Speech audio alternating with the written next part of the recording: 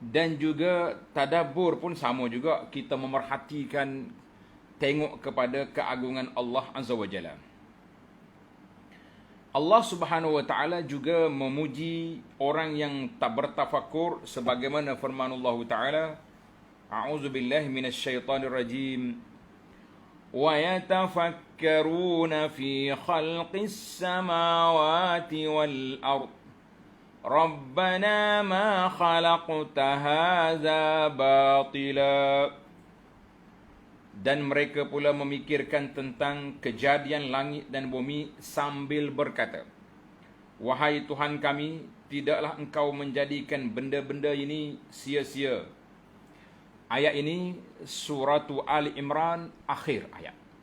Di antara ayat yang menjadi satu sunnah, bila kita bangun daripada tidur, kita baca ayat ini. Eloknya kita tengok ke langit, tengok ke atas, kita tengok sambil kita memerhatikan makhluk-makhluk ciptaan Allah Azza wa Jalla yang sangat besar ini. Begitu juga firman Allah Ta'ala, inna fi dhalika laayatin liqaumin yatafakkarun. Sesungguhnya semuanya itu mengandungi tanda-tanda kekuasaan Allah bagi kaum yang mahu berfikir. Semua makhluk ini semuanya menjadi tanda kekuasaan Allah Ta'ala bagi orang yang mahu berfikir. Tapi bagi orang yang tak mahu berfikir, cakaplah apa saja pun, tak orang panggil tak jadi, tak memberi kesan kepada mereka. Dalam sebuah hadis yang diriwayat oleh Abdullah bin Umar radhiyallahu anhuma, sabda Nabi sallallahu alaihi wasallam, tafakkaru fi ala'illahi wa la tafakkaru fillah. Tafakkaru fi ala'illah wa la tafakkaru fillah. Artinya berfikirlah kamu tentang kurniaan Allah Azza wa Jalla, maknanya tentang nikmat-nikmat yang Allah anugerahkan kepada kita dengan makhluk atasnya, makhluk di buminya, makhluk dalam bumi, makhluk dalam laut, semua kita fikir. Dan jangan sekali-kali kamu berfikir tentang zat Allah. Hadis ini dikeluar oleh Imam At-Tabarani dan Al-Lakai wal Baihaqi. Kata di para pengkaji, sanad dia lemah, tapi dengan beberapa jalur menjadikan hadis ini hasan. Hasan li ghairihi. Itu yang disebut oleh para ulama hadis. Maka para jemaah sekalian, dalam hadis ini kita diberi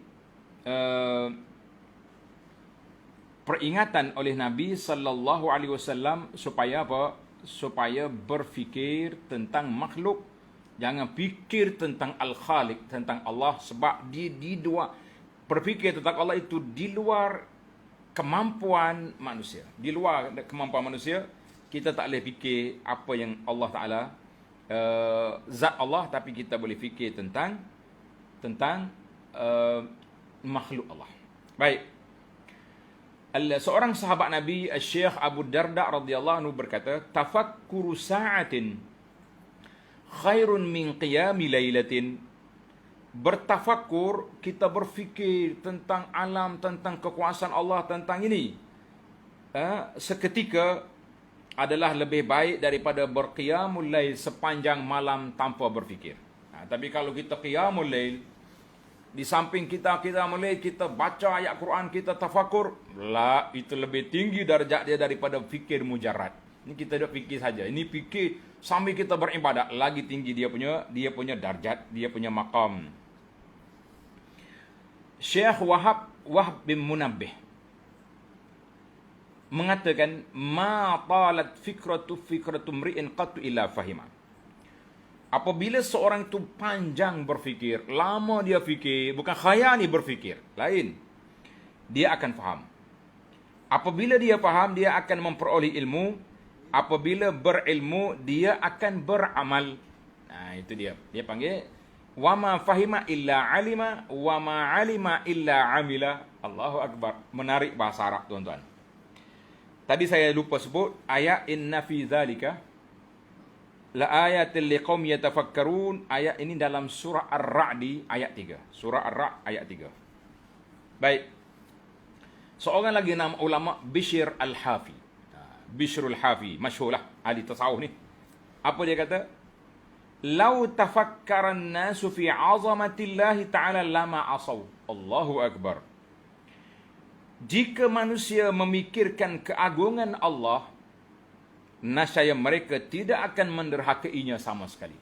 Kalau kita fikir tentang Allah, kita tak akan derhaka. Yang kita masalah ni kita tak fikir. Syekh Al-Firyabi rahimahullahu taala membaca firman Allah taala, "Sa'asrifu an ayati alladhina yatakabbaruna fil ardi bighairil haqq." Suratul A'raf ayat 147. Aku akan memalingkan hati orang yang sombong, takabur di muka bumi dengan tiada alasan yang benar dari memahami ayat-ayatku yang menunjukkan kuasa aku. Maknanya orang yang sombong, orang takabur, Allah tak buka hati dia untuk dia berfikir. Na'udzubillah. Kata di Al-Firyabi, dia kata ayat ini maksudnya Allah Azza wa Jalla akan menghalak, menutup hati mereka daripada berfikir berkenaan ciptaan dan urusan Allah Azza wa Jalla. Mana orang yang takabur, Tuhan tutup hati dia, tak mau fikir. Dia mau guna je barang-barang yang ada, tapi dia tak mencari siapa pencipta. Allah